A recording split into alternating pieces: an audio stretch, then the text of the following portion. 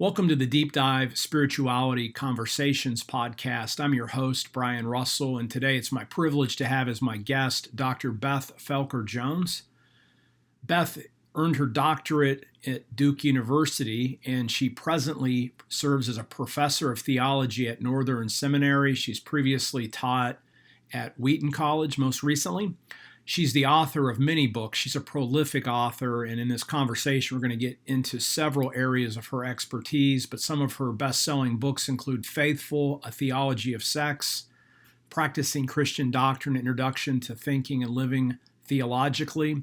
You're going to love this conversation, so I invite you to stay tuned. Hey, Beth, welcome. Hi, Brian. Glad to be with you. Yeah, thank you so much. And just to start the interview kind of easy, can you give everybody some background on yourself? And, what I mean as briefly as possible, kind of trace out your spiritual journey that led you at this point to be a author and a professor of theology at Northern Seminary. As briefly as possible, yeah. My Christian story is one of those raised in a Christian home stories. Grew up Methodist, going to Methodist church camp, and in college I worked at Methodist church camp. It's kind of a really basic story in lots of ways, but in that process of working with kids, teaching about Jesus, I experienced a sense of calling of some kind. It was vague to me at the time. I'm also a book nerd. I like to read, I like to write, I like to think about things. And so in seminary, I found my calling at the intersection of teaching about Jesus and being a book nerd. And it's a great life if you can get it. So I think that's pretty brief. What do you think? Yeah, I was just curious. I mean, yeah, that was really brief. And so, I love that because you're like an introvert. So brief is easy for us introverts. We leave it at that or whatever. But what about was there like a moment when you fully sensed like when your calling came to you that really changed, or like a dynamic experience that happened in college where you like really affirmed and they said like, Beth, you should go get a PhD? Was there any kind of moment like that for you, or was it just a natural progression because you're just smart? Much more gradual. And I think I had some trouble embracing my calling. Partly probably being a woman, and I worried about how it would fit with my hopes at the time to marry and be a mother. And so I think if God was working on a moment, I might have been resisting it a little bit, and it ended up being much more gradual. But seminary was just clarifying in terms of sort of where my gifts and interests are. And I am an introvert. And so though I love my students and I can pretend to be an extrovert in the classroom, I think it also became clear to me that the pastorate was perhaps not quite suited to my introverted nature. So I don't have any magic moments, really. Okay. That's good. And I know you did your doctoral work at Duke. Did you go to seminary at Duke also for your master's degree? I did. Yes. Okay, cool. Yeah. Well, you've recently moved up to Northern Seminary, and I know previously, I know you, at least for sure, that you've taught at Wheaton College for a season. Then you're also at Huntington University before that. What's the differences that you've noticed, if you have already, between teaching undergrads versus teaching seminarians?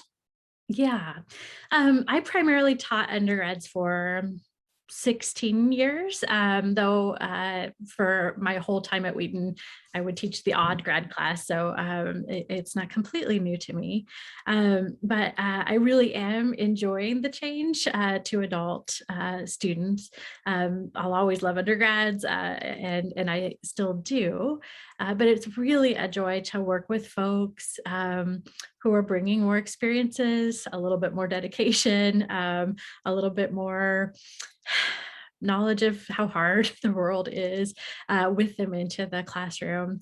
Many of my students at Northern are pastoring or working in the church while they do their seminary education, and that's really enriching in the classroom as well. So I've always wanted to teach theology in a way that is for the church. One can obviously do that for undergrads, but the connections are just more direct and immediate in seminary teaching, and that's been a fun change. So.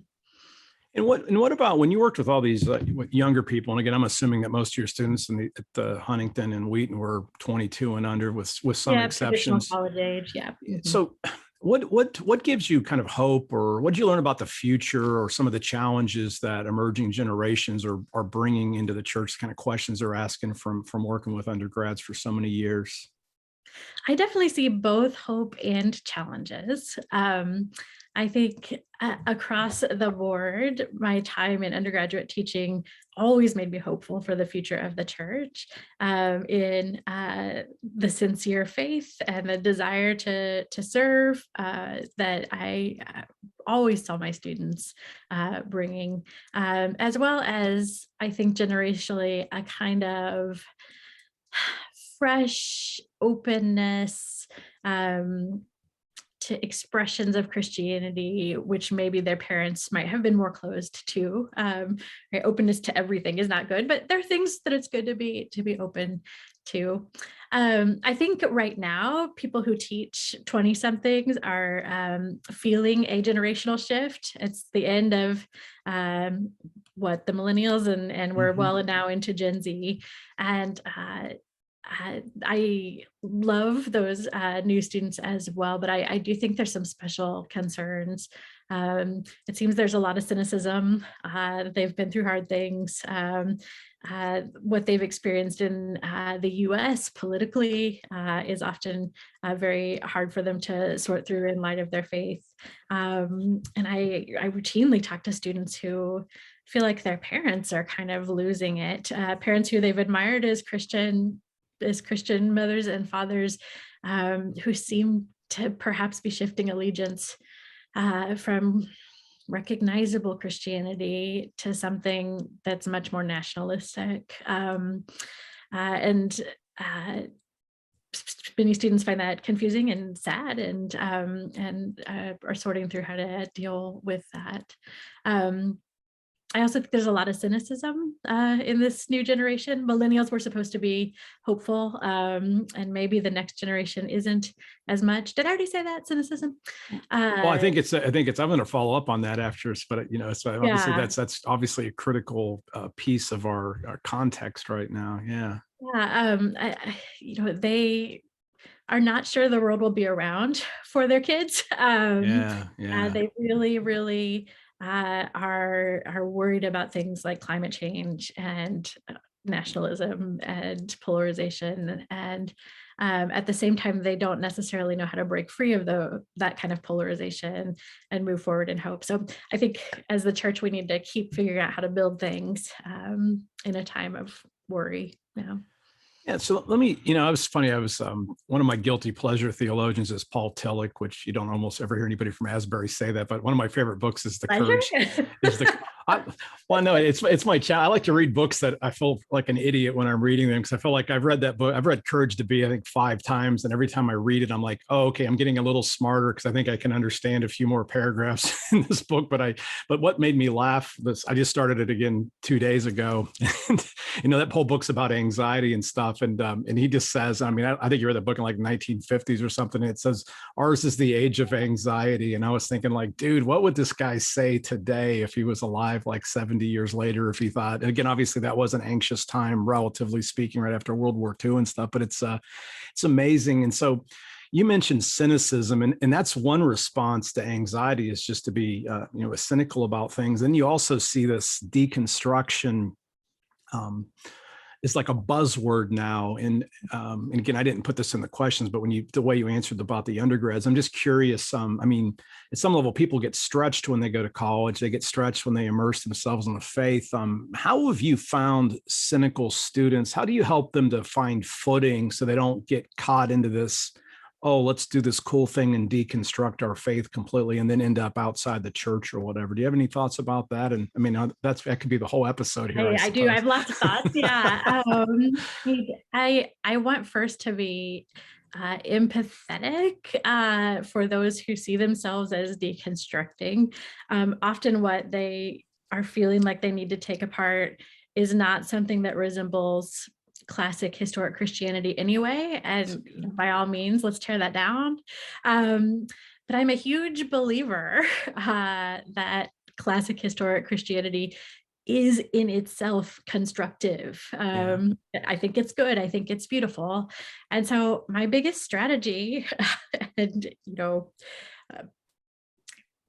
may God help it to work in some ways, at least. My biggest strategy is to hope to present the truth and beauty of the gospel, to present the truth and beauty of what have Christians actually believed about creation through the centuries, before we started arguing about 6 days versus millennia versus what have you, right? And there's so much good there that I try to present it with unrelenting enthusiasm, and I think at least some students catch the energy for it. Yeah. So I think theology is the answer, right? Theology is going to save the church.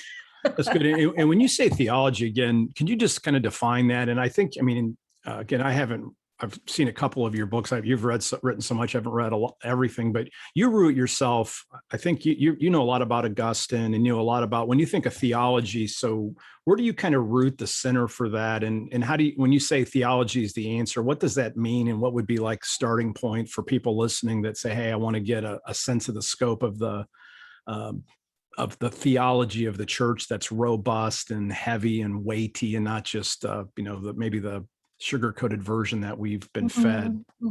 Yeah. Well, I could also talk about what theology is for a really long time, but one of the things I mean right here is just flat out content. What is the content of the Christian faith? What is it shaped like? What do we affirm and not affirm as we seek faithfulness to the word of God? And I think a lot of Christians in the pews have been deprived of that content. They want it, they're hungry for it, but they haven't really been given it. Theology is more than that, and the content doesn't have only one shape, because Christianity is contextual and cultural, because God loves contexts and cultures and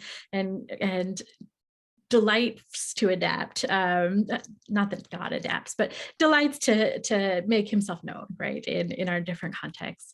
But it is recognizable always what that historic Christian faith is.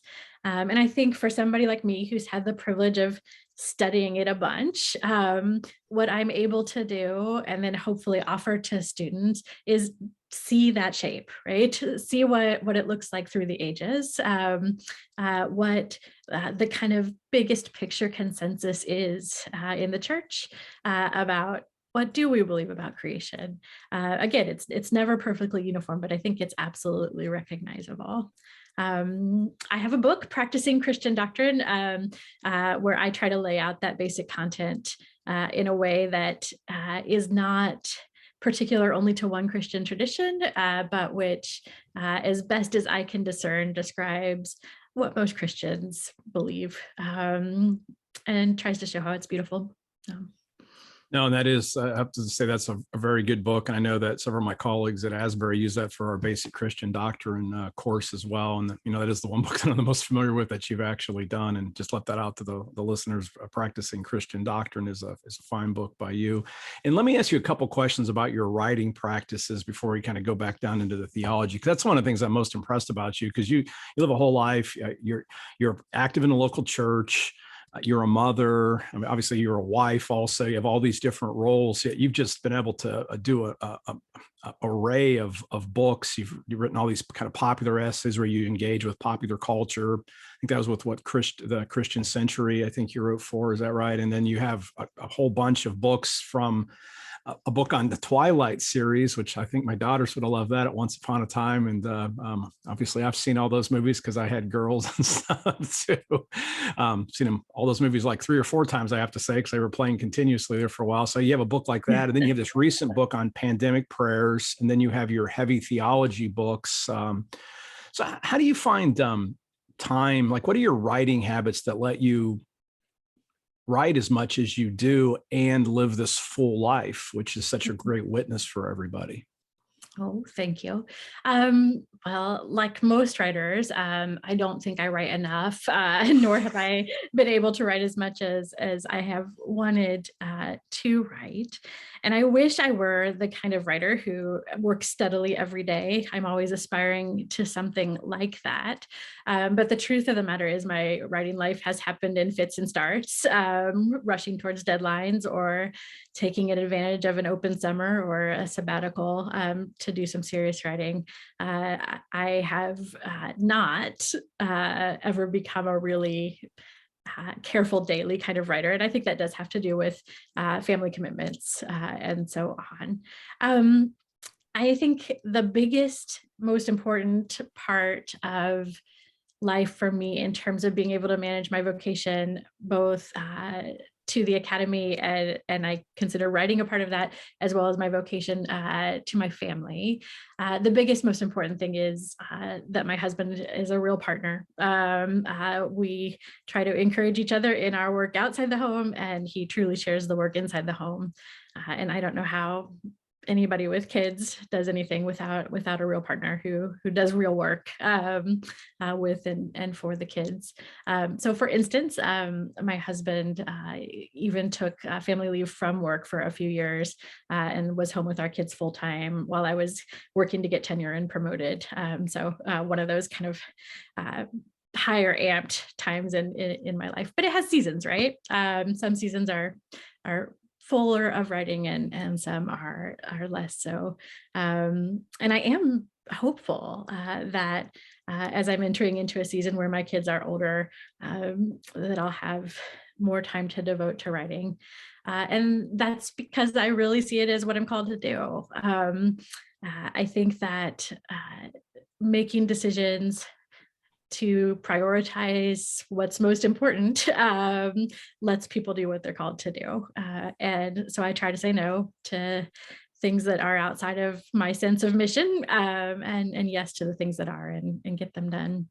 But it's never done as fast as I want. And I'm always behind on every deadline. And my children mock me mercilessly about that, right? So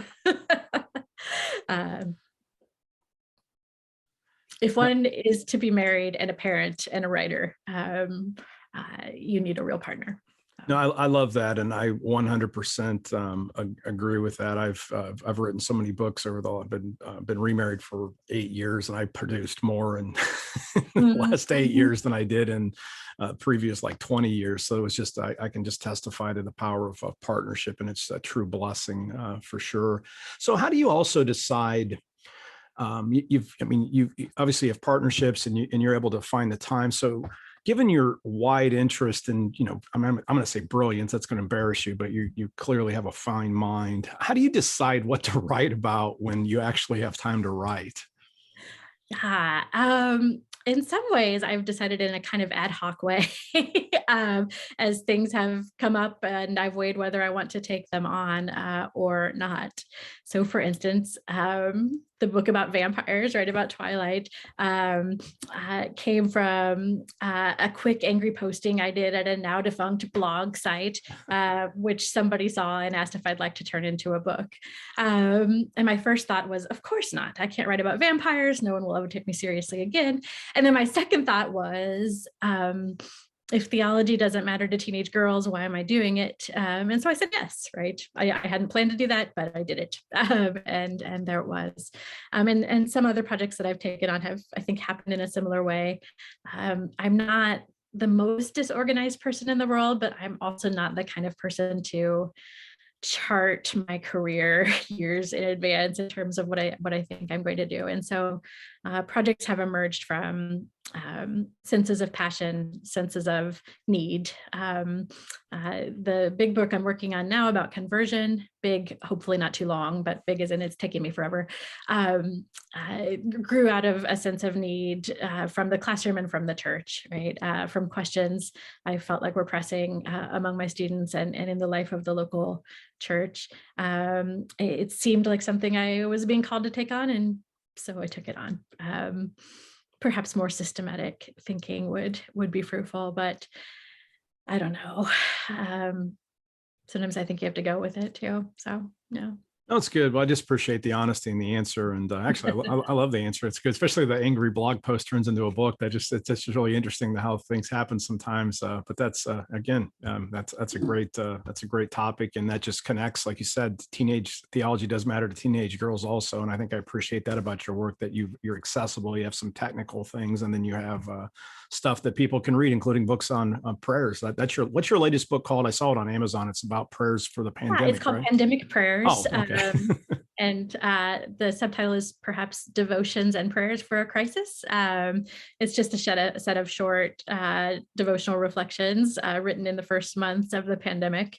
And I certainly didn't plan to write that. As we were all feeling, I think, pretty floored at the time. Part of my response to being floored was to write my prayer life in certain ways. And it ended up being something that can be put together into this little book. So it's short, devotional, and hopefully accessible. I do really believe in clarity and accessibility. Theology is for all of us. So it's good. And everybody listening, if you want to check out any of Beth's books, I have links right to Amazon for all of her stuff that we'll mention, and even the books that we haven't mentioned. We'll put everything up there in the show notes. And thanks, now I know at your heart, you're a Wesleyan Arminian theologian. That's kind of your home base. When you think about Wesleyan Arminian theology and just all the issues that kind of confront us today, let alone, I know you're involved in the United Methodist Church some too, and obviously there's some real issues in the United Methodist Church. But when you think about times for us all, yeah. When you think about the current state, what's your sense of where Wesleyan Arminian theology is, maybe where it's perhaps perfect for the moment that we find ourselves in? Or what would you say some of the maybe holes or some places where we need to think a little bit more deeply about? Yeah. I am a very committed Wesleyan in terms of my theological commitments. And that's because I find the shape of Wesleyanism the most persuasive and synthetic account of the biblical witness that I've seen, right? I think it does a really good job of picking up the main points and making them main points and holding those points together in a coherent way. In some ways, my work as a Wesleyan theologian has been shaped by the fact that I have not taught in an explicitly Wesleyan context. Mm-hmm. And so I've often been kind of minority voice. I've often had suspicions from students who come from other, perhaps more reformed type contexts. And so I think partly I've developed as a Wesleyan apologist in certain ways, trying to make it clear to the broader Christian tradition how and why Wesleyanism fits with that tradition. And it does. Wesleyanism is not weird and aberrant, right? I mean, it has its distinctives, but at the same time, I felt a calling to remind fellow Wesleyans of what we share with that broader Christian tradition. I think sometimes we Wesleyans get a little hung up on our distinctives and forget that first and foremost, we're basically Christians, right, who affirm basically Christian things. And the distinctives are beautiful, but they're not the first and main point. So I've sort of found myself in this back and forth of trying to explain Wesleyanism as basically Christian to other Christians, and trying to remind Wesleyans themselves that we're basically Christian and not only this sort of niche people. I think Wesleyan theology has suffered from the fact that we do, as Wesleyans, often kind of gather into our own group and not talk as much in wider contexts. And that means people who aren't Wesleyans don't read as many Wesleyans as they might. It means sometimes Wesleyans are not in conversations that many other folks from other Christian traditions are in. So I have a kind of ecumenical heart as a Wesleyan, I think, though there's no Wesleyan distinctive that I don't love. So that's the case as well. Yeah. Could you give just a couple of examples of some conversations that you don't see us Wesleyan Arminians having that other traditions have? Yeah. Maybe even not that we don't have them, but we don't enter into the intertraditional conversation in a way that we might bring our own salt and light. So I'm thinking of conversations about gender, right? Of course, Wesleyans talk about gender, but certain matters about that are settled within Wesleyanism, right? We affirm women's ordination. We're not arguing about that, I hope. And that means that we don't always enter into conversations where that is not settled and where it is being talked about in categories that I think many Wesleyans, many of us would find foreign and even strange. Perhaps our ability to point out the foreign and strangeness might be helpful to the larger conversation. That's one example. That's good. Yeah, and I guess I'm going to follow up just since you mentioned the gender question. I wanted to ask you specifically, like, what do you make as a United Methodist? And again, and also you model in your own marriage a real egalitarian message or marriage where you both value and share and support each other. So what do you make of the public struggle and you see like several Reformed or Baptist female scholars been very public. Like Beth Allison Barr, I had her on the podcast. Obviously, she's on Twitter and she catches a serious flack from different groups. Like, what do you make of that? Having grown up, say, in the Methodist Church, where there's certain conferences where if you're female, you're going to find some resistance. I mean, we're not going to pretend like the Methodists got it all fixed, because I know plenty of women that have a hard time with certain appointments or whatever. But at least publicly and in the books, that's supposed to be a dead issue at some level. So what do you make of the struggle in the wider evangelical world? And how do you step into that, since you're actually in these, essentially teaching in these settings, because you're not in a Wesleyan Arminian institution? Very much so. I've experienced, so I think I can answer that question by narrating how I've experienced that conversation. It's not one I had ever heard of in my life, at least not the details of it, before I started teaching in non-Wesleyan institutions. And I thus found it surprising, kind of intriguing and puzzling. And the more and more I learned about how intense that conversation is and how seriously it's taken, the more and more I found it troubling and hurtful as well. So I have tried sometimes to point out that the categories are not universal categories, that the categories are not biblical categories, right? The words complementarian and egalitarian, right, are recent words used in a small subset of the tradition, and neither perfectly describes the biblical witness to gender, for sure. So I think that outsiderness has helped me be able to talk in that way, perhaps in a special way. It also, I think, for me personally, has insulated me from some of the hesitance about my calling, some of the guilt and shame that some women feel who have callings when they come out of traditions where that's more contested. And so I think that's given me a kind of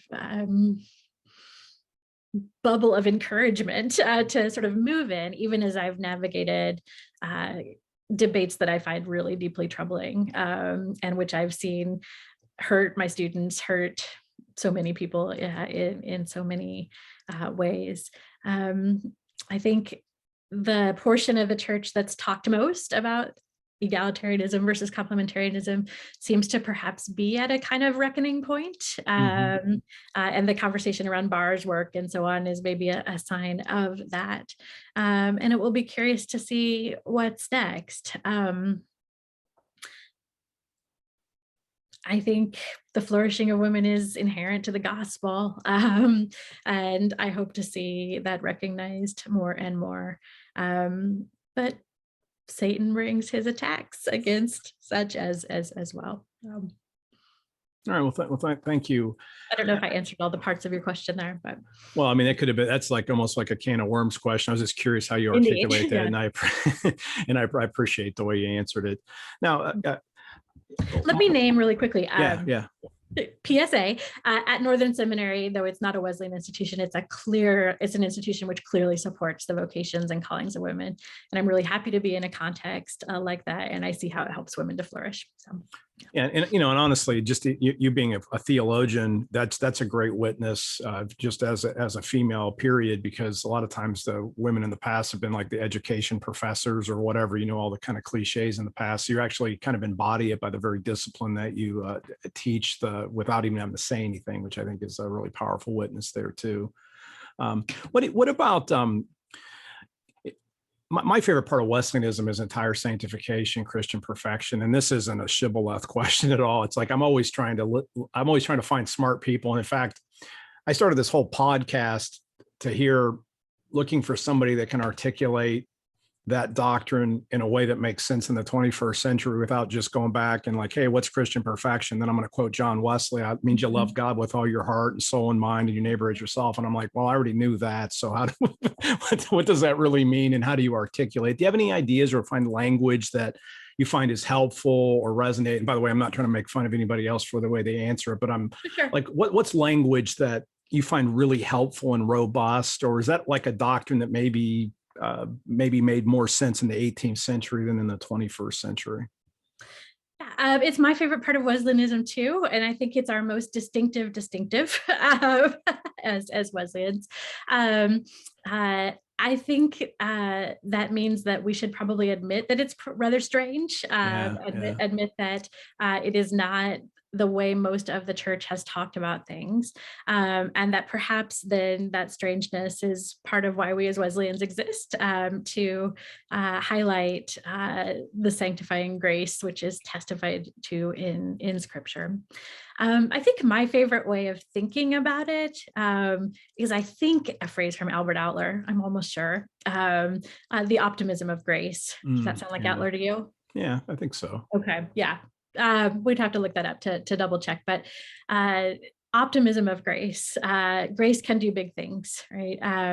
It's not about us and what we can do, but it's about how God can and wants to transform us and the world for the sake of the world, which God loves. That's an optimism I need in my life for sure, and one that's rooted in the right place in Jesus. So. Yeah, and that's a powerful. And when you started off talking about how much cynicism comes up, and in fact, that's the Christian perfection thing. Is I just find that to be so hopeful, like you said, the optimism of grace, and what a great message that is for our world today. Have you done any reading? And this is going to put you on the spot, and I'm always curious. Like I always wondered how Wesley would talk about entire sanctification today, and even the whole idea of infirmities and that optimism in light of what we know from, say, psychotherapy, Jung, Freud, or even any of the modern psychological pieces where you get more interest on kind of our unconscious. And if you haven't thought about that, we can just move right along. I'm just curious if you have any thoughts about that. I haven't thought about it deeply, but I do think, the idea of the therapeutic, right? Jesus as healer is a pretty central image for Wesley. And in as much as we may be rethinking what healing looks like in the contemporary era, in light of things like paying attention to trauma, and in light of things like how interesting our brains are, right? I think John would find that interesting too, right? If something is true healing, then it probably tells us something about how Jesus works as well. That's probably all I have there, but no, that's okay. That's kind of my little thinking more about for sure. Yeah, that's my little pet project, thinking about how do you bring in spiritual formation, holiness, trauma, PTSD, anxiety, all these things that shame, guilt. You said some of those words yourself in a way that connects the Wesleyan optimism of grace with that. So that's kind of my little pet project that who knows, at some point maybe I'll write something, but that's I'm hoping somebody else can figure that out for me though, because that seems like I struggle reading Tillich, let alone try to read some of this depth psychology stuff, or that some of the people get down on the weeds on some of those things, but it's really fascinating. I just appreciate your work and willing to engage that a little bit. You're active on Twitter. I think you're on Instagram too.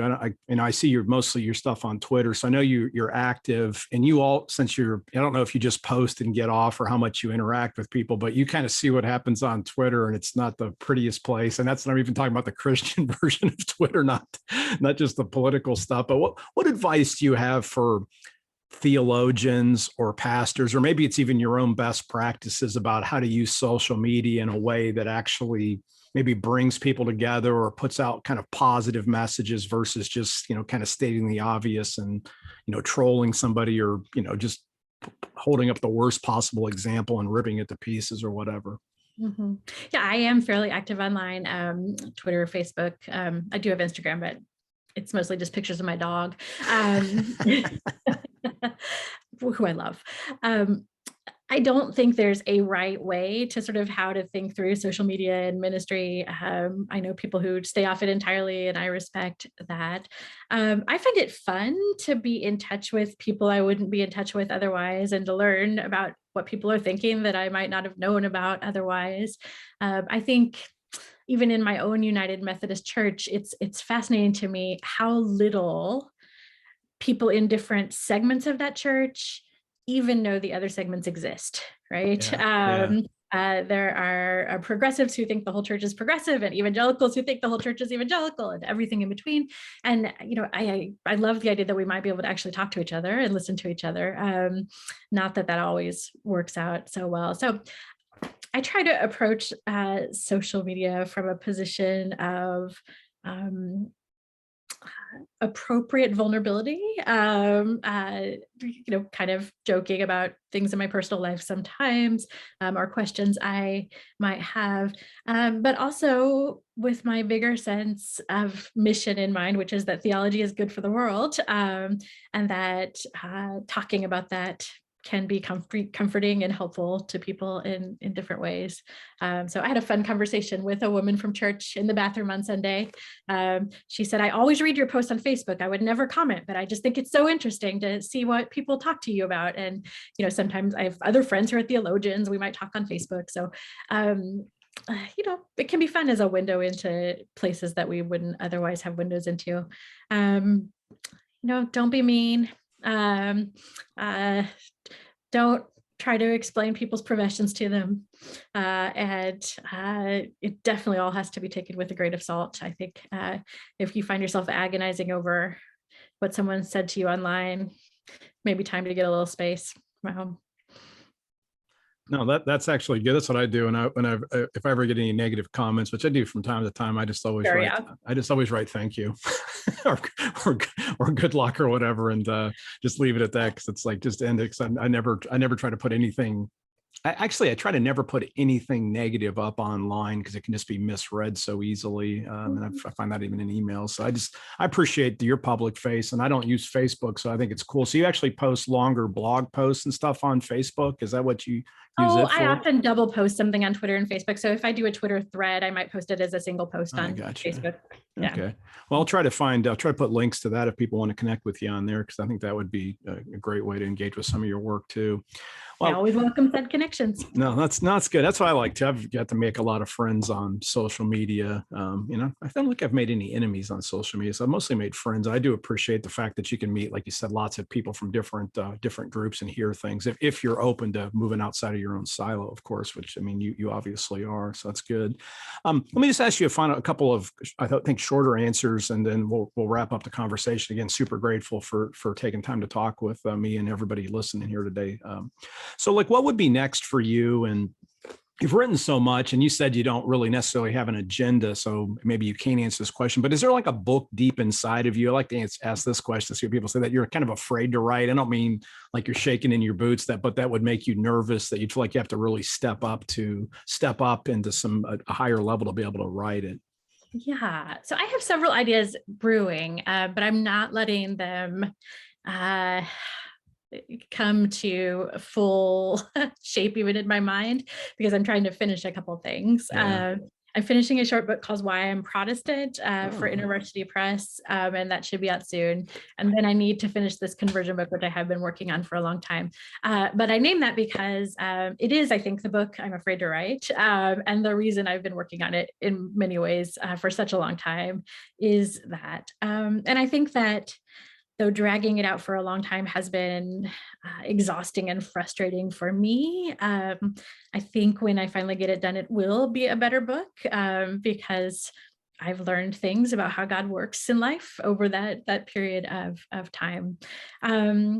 So maybe I'll leave it to the book itself for folks to learn why I might be afraid to write it. But I'm going to venture to say some things about God that I think are very Wesleyan and maybe a little contentious. So Is the title Conversion? Do you actually have a tentative title for it? Converting Love is the title. Yeah, and the subtitle might be Conversion, Theology, and Consent. We'll see. I love that, Converting Love. That's that's good. I love the title. So hopefully I guess it's an academic book. You probably have more control than if it was a popular book where they might not like the title. So academics, they don't usually mess with your titles too much. So hopefully it will be called Converting Love. We'll see. Yeah. Who will be publishing that when it comes available? Do you have a contract and stuff already? Oxford University Press. Oh, wow. Good for you. Yeah, that's gonna be great. Well, what does a typical day look like for you? And again, I'm not asking you to be super transparent, or you can be as transparent as you want to be, but like, do you have like practices that kind of fuel you more or less? Maybe it's not every day, but do you have like a rule of life that you don't mind sharing that allow you to show up, be your best self for your family, for your students, and even in your writing and stuff? I'm always seeking such a rule of life. And my day-to-day life has changed a lot since the pandemic. I work at home a lot more, which I really think, now that it's not forced, is good for me in terms of flourishing in lots of ways. It just provides space to organize things and to let work kind of bubble next to perhaps laundry and so on. So I don't know that I'm so good at daily practices, but I can certainly name practices which sustain me. And those include being really intentional about meeting with friends, particularly like couple friends that my husband and I have who are not just fun to be with, but supporters in the life of faith, right? Prayer, I need prayer more all the time. I do that daily. I have long prayed often through hymns, and I do a fair amount of hymn singing as I go around the house, much to my children's annoyance. I find hymns very sustaining. I hope to receive the Eucharist as often as I can, though it is not always very often. I do find that also sustaining. And having an ongoing text thread with a small group of Christian friends with whom I can complain or laugh or ask for prayer is kind of a new-ish, practically daily practice in my life. Maybe also just name, I try to be very intentional about boundaries around work, so that there is time that's not work time, that's family time. And I try to be intentional about just doing some things that relax me, which are not very exciting. Reading novels, little Netflix, friends again. Yeah. Well, that sounds relaxing to a fellow introvert. So I totally get it. It's like, I could just read. I just like, when I think I'm really tired, I want to get away. I'm like, I just want to go read. And, I like to go read on the beach since I live in Florida, but that's pretty much, I don't even like to get in the water, just go sit and read. Sounds perfect to me. Yeah, exactly. So good. Now here's the hardest question I'm going to ask you for somebody that loves to read. So if you can only pick 2 or 3 books outside of the Bible that have really kind of personally shaped you, what would those 2 or 3 books be if you had to boil it down to just a couple? Okay. For theology, Augustine's Confessions, Julian of Norwich, Revelations of Divine Love. And I think right now, Willie Jennings' The Christian Imagination. There are, of course, many more, but those are 3 that are important. I also really love fiction, and find my imaginative life sustained by such in lots of ways. So I try to read both bad and good fiction regularly, and beauty of writing there is one of the things that matters. Oh dear. Sorry about that. Okay. Yeah. Let me just ask you a question, because it's like maybe this is just even for me at this point. I'm a terrible fiction reader. I'll make myself read a novel once a year just because I know I should. So when you pick, men say, it seems to me. it might be, because it's like, But yeah. Well, no, I mean, who knows? It's just I always laugh because I know I'm always happy when I read a novel, but I just don't read enough of them. So, like Mhm. when you say how do you go about picking? Because you said, I've read Dan Brown stuff, and that'd be like just a completely popular level thing. And then I've obviously, I mean, I love Ernest Hemingway, which I guess that's definitely a man's writer, I suppose, at some level, or like John Steinbeck. Read some Paulo, let's see, Coelho. That's a more modern writer. Read some of his books and stuff. So, like, how do you go about picking a novel? I mean, do you just pick them up if it's like a modern one? Do you go modern? Do you go classics? Like, what are some of your tips for people that may want to try to read more fiction? This is really nerdy of me, but I actually enjoy going looking for what Oh, to okay. read. Like at the And library or something, so, or well, no, so I online usually I pay yeah. attention to a few what to read podcasts. I look at the lists of nominees for the National Book Award or the Man Booker Prize, and some of those podcasts focus more on things that are not so highbrow as well. So that helps with diversity in selection. Um, I'm on Goodreads, and I like to see what my friends are reading. You're welcome to friend me there and see what I'm reading. And so that's a fun place to find reads as well. And I try to be intentional about diversity. While of course I read things by men and by white people, I try to make sure that not everything fits those categories, and so that can make the hunting for what to read next fun too. But I mean, ultimately, my practice is a little bit ad hoc here too. I don't have a planned reading list for next year. I have a kind of mess of hundreds of books I want to read, and what comes next could depend on a lot of factors. So. Are you a person that reads one book at a time, or do you have 3 or 4 books going, or maybe even more going at the same time? And I don't mean your scholarly stuff, because obviously you got an array of things, but when you're reading, do you read multiple books, or do you just do one at a time usually? I often have several different styles. So I might Yeah. have one piece of kind of book candy, something heavier, and a piece of nonfiction going at the same time, as well as theology sort of on a different table. So I do read multiple books Okay. at the same time. Yeah. Well, that was just fascinating. Thanks for those couple extra answers there, because I appreciate that. That was fun. So, just last question: where can if people want to reach out to you, or at least connect with you somehow? What are some of the best places for people to find you online? Yeah, I'm really easy to find because on all the social media outlets that I'm on, I'm Beth Felker Jones, just my full name. And you can also find me on Northern Seminary's website, as well as information about the programs we offer there, which I'm really excited about. But yeah, a quick Google of me will link you to my Twitter or Facebook if you want to connect that way. And I'll gather up some of these links if you're interested in connecting with Beth, and do check out her books. And Beth, I just want to thank you so much for your time. I'm grateful. I've got to meet you in person through Asbury, and just appreciate your mind. Appreciate your commitment to writing, teaching, and ultimately teaching the Christian faith. So thank you for answering God's call and being the person that you are. Thanks, Brian. It's really fun talking to you. Thanks for caring about my work, and fun to connect with your listeners.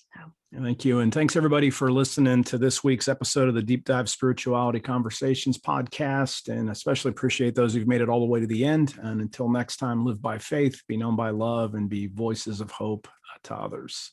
Amen. Thank you so much for listening to this week's episode of the Deep Dive Spirituality Conversations podcast. If you found this episode helpful, would you please share it with friends through your social media networks, as well as leaving a review to help other people find it? If you're interested in any of the resources mentioned, please check out the show notes. And let me again remind you, if you're interested in contemplative practices, my latest book, Centering Prayer, Sitting Quietly in God's Presence Can Change Your Life, is now available in paperback or on Kindle. Recommend ordering it off of Amazon. If you want to do a large order, I would reach out directly to Paraclete Press. Ask for Sister Estelle, and you can get some deep discounts if you're interested in buying, say, any quantity of at least 3 or more copies. You can get good discounts directly from Paraclete. Thank you so much for the privilege of serving you, and we'll see you next time.